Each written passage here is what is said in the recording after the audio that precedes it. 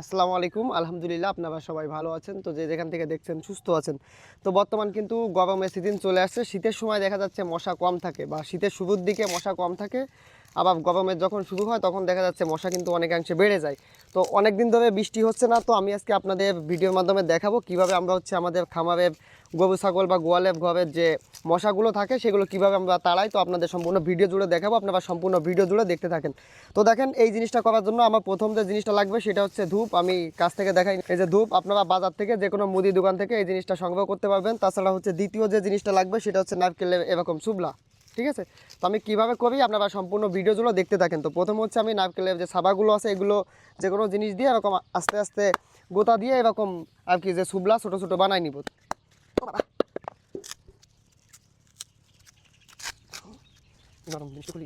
তো দেখেন, আমার কিন্তু আগে থেকে বেশ কিছু পরিমাণ হচ্ছে নারকেলের যে সোবা এগুলো বানানো ছিল। এখন হচ্ছে আমি যে ধূপ বাজার থেকে কিনে নিয়ে আসছি এগুলো হচ্ছে এখন একটু সামান্য পরিমাণ গুঁড়ো করে নিব। একেবারে গুঁড়ো করে নিলে দেখা যাচ্ছে তখন কিন্তু আপনাদের এটাতে বেশি পরিমাণ ধোঁয়া উৎপন্ন হবে না। তো দেখেন আমি কীভাবে করি।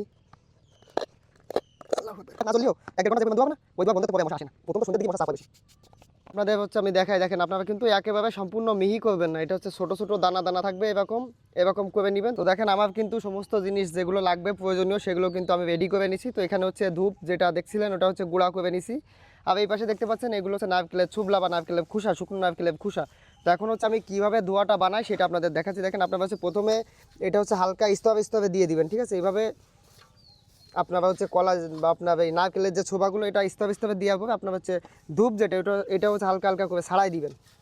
এটার উপরে অল্প অল্প করে দিলেই হবে, বেশি দেওয়ার প্রয়োজন নেই, অল্প একটু একটু করে দিলেই হবে। তো দেখেন আমার কিন্তু ধূপ মোটামুটি দেওয়া কমপ্লিট। এখন হচ্ছে আমি এখানে গ্যাস লাইট দিয়ে আগুন জ্বালাই দিব। তো দেখেন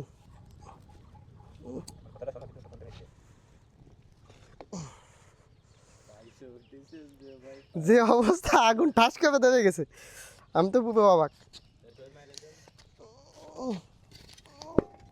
তো দেখেন প্রচণ্ড পরিমাণ কিন্তু এখান থেকে ধোঁয়া উৎপন্ন হচ্ছে। তারপর আমি একটু দিয়ে দিই।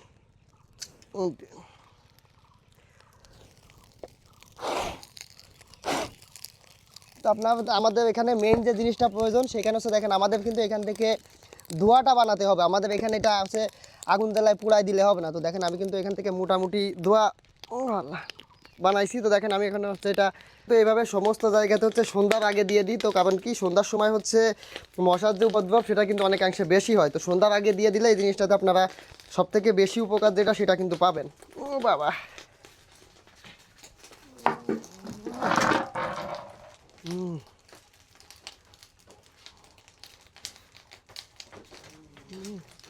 ধোঁয়া একদম।